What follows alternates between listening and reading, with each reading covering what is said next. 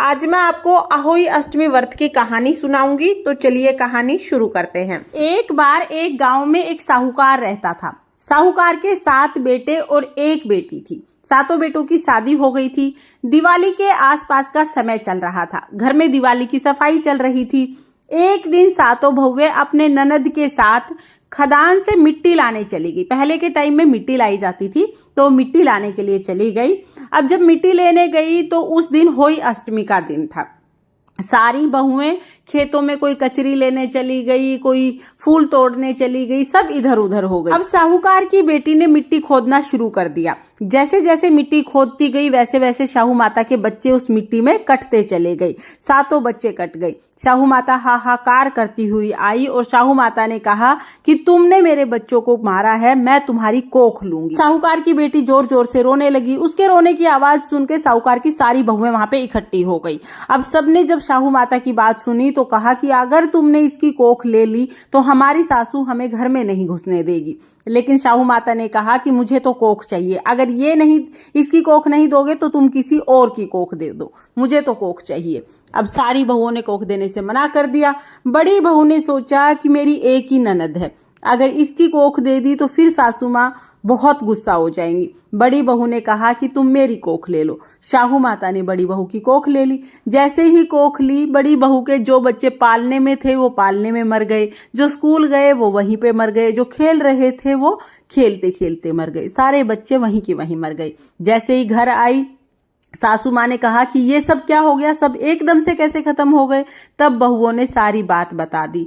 अब उसकी सास को बहुत गुस्सा आया। उसने बड़ी बहू को घर से निकाल दिया। साहूकार के बड़े बेटे की बहू गांव के पास ही जंगल में रहने लग गई। जहां वो जंगल में रह रही थी वहां पर एक गौ माता रहती थी। गौ माता बहुत बूढ़ी थी और बहुत कष्ट में थी। साहूकार के बेटे की बहू ने सोचा कि मुझे वैसे भी कोई काम नहीं है, मैं गौ माता की सेवा करती रहूंगी, मेरा भी टाइम पास हो जाएगा और गौ माता की सेवा भी हो जाएगी।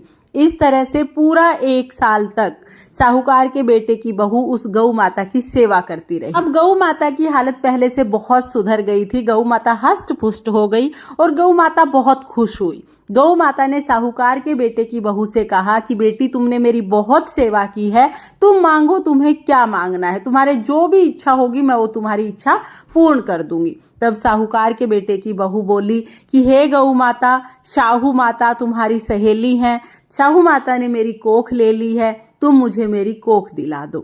तब गौ माता ने कहा कि बहन, मैं तुमसे वादा तो नहीं करती, लेकिन तुम मेरे साथ चलो, मैं पूरी कोशिश करूंगी। गौ माता शाहू माता यानी अहोई माता के घर पर आ गई। गौ माता को देखते ही अहोई माता बहुत खुश हो गई। बोली, सहेली आज तो बहुत दिनों बाद आई, आज कैसे दर्शन दिए। तब गौ माता बोली कि आज मैं तुमसे कुछ मांगने आई हूँ, तुम पहले वचन भरो कि जो भी मैं मांगूंगी तुम मुझे दे दोगी।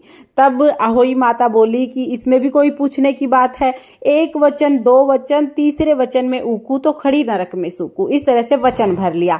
तब गौ माता बोली कि बहन, तुमने इस बहू की कोख ली है, अगर तुम मेरी सहेली हो तो तुम इसकी कोख वापस कर दो। इस बहू ने मेरी बहुत सेवा की है, तुम्हें इसकी कोख वापस करनी पड़ेगी। तब अहोई बोली कि बहन, तूने तो मुझे ठग लिया, इसकी ननद ने मेरे सारे बच्चों को काट दिया था, इसलिए मैंने इसकी कोख ली थी और तूने तो मुझे ठग लिया। गौ माता बोली, बहन चाहे कुछ भी समझो लेकिन इसकी कोख वापस दे दो। अहोई माता ने अपनी चिटली उंगली से छींटे लगाए और साहूकार के बेटे की बहू की कोख वापस दे दी। जो बच्चे पलने में सो रहे थे वो पालने में रोने लगे, जो खेल रहे थे वो किलकारियां मार मार के हंसने लगे, स्कूल में थे वो बच्चे स्कूल से घर आ गए, सारे बच्चे जीवित हो गए। तब गौ माता बोली कि अब इनको रहने के लिए भी जगह चाहिए। दूसरे वचन में अहोई माता ने छींटे लगाए तो जहां पर झोपड़ा था जंगल में वहां पर महल बन गया। अब गौ माता बोली कि बहन, इनको खाने पीने के लिए धन की जरूरत भी पड़ेगी, तो तीसरे वचन में तुम इनके घर को अनधन से भर दो।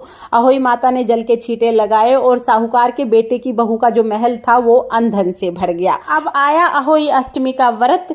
व्रत के दिन साहूकारनी ने सोचा कि मेरी 6 बहुओं ने व्रत किया है, सब सजी संवरी हैं, पकवान बना रही हैं और मेरी सबसे बड़ी बहू जंगल में पड़ी पड़ी बेचारी रो रही होगी।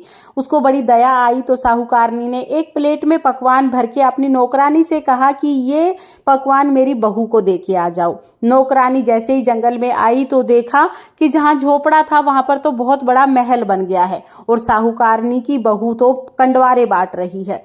वो भागी भागी वापस आई और आके बोली, माँ जी आपकी बहू ने तो अहोई अष्टमी का व्रत किया है, वहां पर तो महल बन गया है, आपकी बहू तो कंडवारे बांट रही है। साहूकारनी ने कहा, दोरानी जिठानी तो सबकी बोली मारे, तू तो पैसे से खरीदी हुई, तू भी क्यों बोली मारे। तब नौकरानी बोली, बोली नहीं मार रही माँ जी, आप खुद चल के देख लो। साहूकारनी नौकरानी के साथ साथ जंगल में आ गई। आके देखा कि जहाँ पे झोपड़ा था वहां पे बहुत बड़ा सा महल बन गया है, कढ़ाई चढ़ रही है, बच्चे आंगन में खेल रहे हैं और बहू कंडवारे बांट रही है। साहूकारनी भागी भागी घर के अंदर गई और जाके बहू को गले से लगा लिया। हे बहू, ये क्या आन बिनान किया, ये सब कुछ कैसे हो गया।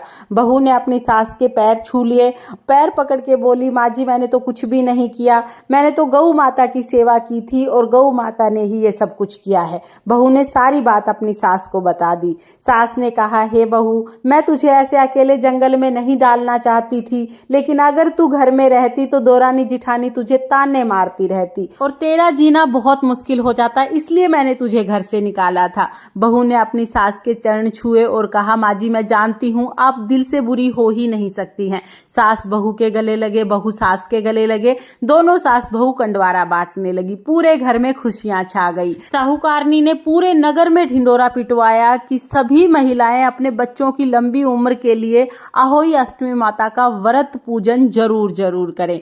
हे अहोई अष्टमी माता, जैसे आपने साहूकार के बेटे की बहू के साथ पहले किया वैसे किसी के साथ मत करना, और जैसे बाद में किया वैसे सबके साथ करना। इस कहानी को कहते सुनते हुकारा भरते सबकी संतान को लंबी उम्र प्रदान करना और सबको संतान देना। ये थी अहोई अष्टमी की व्रत कथा। अब इसके बाद हम एक विनायक जी की यानी गणेश जी की कहानी जरूर सुनेंगे। तो चलिए गणेश जी की कहानी शुरू करते हैं। एक बार एक गांव में एक बुढ़िया रहती थी। बुढ़िया रोजाना गणेश जी की पूजा करती थी। रोजाना मिट्टी के गणेश जी बनाती, रोजाना गल जाते। बुढ़िया के घर के सामने एक सेठ की हवेली बन रही थी। बुढ़िया ने जाकर कारीगर से कहा कि कारीगर भाई मेरे लिए पत्थर के गणेश जी बना दो। कारीगर ने कहा, बूढ़ी माई जब तक आपके लिए हम पत्थर के गणेश जी बनाएंगे इतनी देर में तो हमारी दीवार बन जाएगी, हमारे पास समय नहीं है, आप किसी और से बनवा लें। ये सुनकर बुढ़िया को बहुत बुरा लगा। बुढ़िया ने मन में सोचा, भगवान करे तुम्हारी दीवार टेढ़ी बन जाए। ये मन में सोच के बुढ़िया अपने घर वापिस आ गई। अब जैसे ही कारीगर दीवार बनाए दीवार टेढ़ी हो जाए, फिर दीवार को गिराना पड़े, फिर बनाए फिर टेढ़ी हो जाए, फिर गिराना पड़े। ऐसे ही बनाते गिराते सुबह से शाम हो गई। सेठ जी घर पे आए। सेठ जी ने कहा कि आज कोई काम नहीं किया है। तो कारीगर बोले कि सेठ जी काम तो बहुत कर रहे हैं, लेकिन जैसे ही दीवार बनाते हैं दीवार टेढ़ी हो जाती है और फिर से दीवार को गिराना पड़ता है। फिर कारीगर ने सेठ जी को बुढ़िया के आने की सारी बात बताई। सेठ जी ने कहा, मुझे बुढ़िया के पास लेके चलो। कारीगर सेठ जी को बुढ़िया के पास ले गए। वहां जाकर सेठ जी ने बुढ़िया से कहा, हे बूढ़ी माई, हम आपके पत्थर के नहीं सोने के गणेश जी बनवा देंगे, आप हमारी दीवार सीधी करा दो। अब गणेश जी तो सारी बात सुन ही रहे थे। जैसे ही सेठ जी ने ये बात कही सेठ जी की दीवार सीधी हो गई। सेठ जी ने भी बूढ़ी माई को सोने के गणेश जी बनवा के दिए। हे गणेश जी महाराज, जैसे आपने सेठ जी की दीवार सीधी की वैसे सबके सब काम सीधे करना, और जैसे आपने बुढ़िया की मनोकामना पूरी की वैसे ही इस कहानी को कहते सुनते हुकारा भरते सबकी सब मनोकामनाएं पूरी करना। ये थी गणेश जी की कहानी। इस तरह से अहोई अष्टमी की कहानी कथा पूर्ण होती है। कथा सुनने के बाद जो हमने हाथ में अनाज के दाने लिए हैं वो गणेश जी को, अहोई माता को, शाहू माता को समर्पित कर देंगे। कुछ दाने हम जल के लोटे में डालेंगे। इस तरह से हमारी कहानी पूर्ण हो जाएगी। कहानी के बाद हम ये जो जल का लोटा है ये सूर्य देवता को अर्घ दे देंगे। तो फ्रेंड्स, आपको ये कहानी कैसी लगी कमेंट करके जरूर बताना, और अगर ये वीडियो आपको पसंद आई हो, वीडियो आपके लिए थोड़ी बहुत भी यूजफुल हो तो प्लीज वीडियो को लाइक कर देना, और हम महिलाएं घर में तीज त्योहार कैसे करते हैं ये देखने के लिए मेरे चैनल को सब्सक्राइब कर लेना। फिर मिलते हैं किसी और वीडियो में, तब तक के लिए जय अहोई अष्टमी माता। राधे राधे।